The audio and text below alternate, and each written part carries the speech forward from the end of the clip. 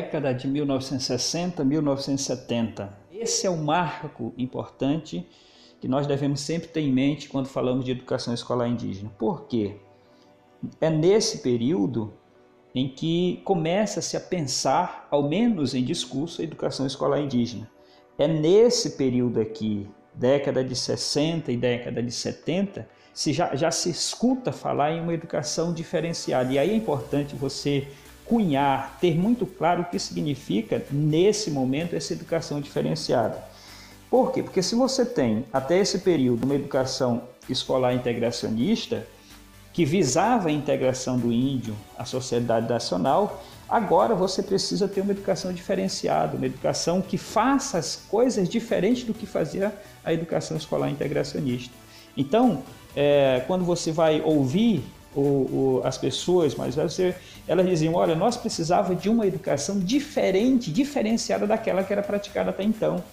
Então, você tem aí esses termos, educação escolar específica. Por que específica? Porque é dos índios, são eles quem estão fazendo essa educação escolar.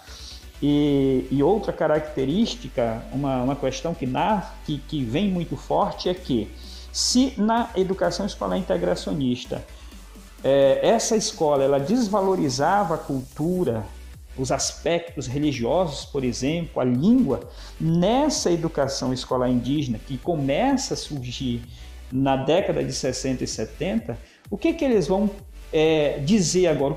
Nós precisamos valorizar a nossa língua, a nossa cultura, os nossos costumes, os nossos hábitos. É por isso que essa escola, essa educação escolar, ela é diferente da que se tinha até então. Agora, é bem verdade, aí nós precisamos admitir que nós, quando se começa a discutir a educação escolar indígena específica e diferenciada, você não tinha nada pronto. Você não tinha nem mesmo um corpo de professores formado. Então, a década de 60, 70 e 80, 30 anos foram somente de discussão, né? Década de 80, são criadas as organizações indígenas, ou seja, até a década de 80 você tinha assembleias, mas essas assembleias eram formadas por pessoas físicas. A pessoa jurídica, por exemplo, o Conselho Indígena de Roraima, ele só vai existir final da década de 70, 80, por aí, oficialmente. É claro que antes você já tem uma organização em torno dessas, da criação dessas organizações, mas a década de 80 é que vai surgir, década de 90, por exemplo, em Roraima vai surgir a OPI, mas o que eu estou te dizendo é o seguinte, é que década de 1960 e 1970, você tem aí um embrionário do que hoje nós conhecemos como educação escolar indígena. Se fala, nesse momento, de uma educação escolar indígena, porque ela é feita por indígena, ela é discutida por indígena, é a partir daí que os professores indígenas eles se tornam protagonistas dessa educação, né? E essa educação escolar, você não tinha nada pronto, então precisa construir. Mas eles vão dizendo como é que deve ser essa educação e vão dando características dessa educação.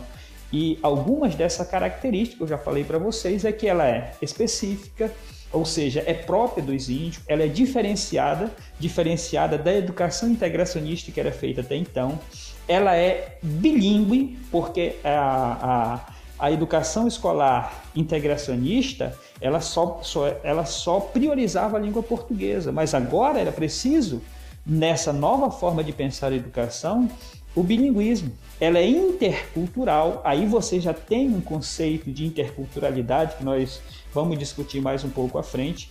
Então, é na década de 70 e 80 é que esses termos eles ganham força, tá certo? Mas isso é tema para a nossa próxima aula ou para o nosso próximo vídeo. Eu te espero lá.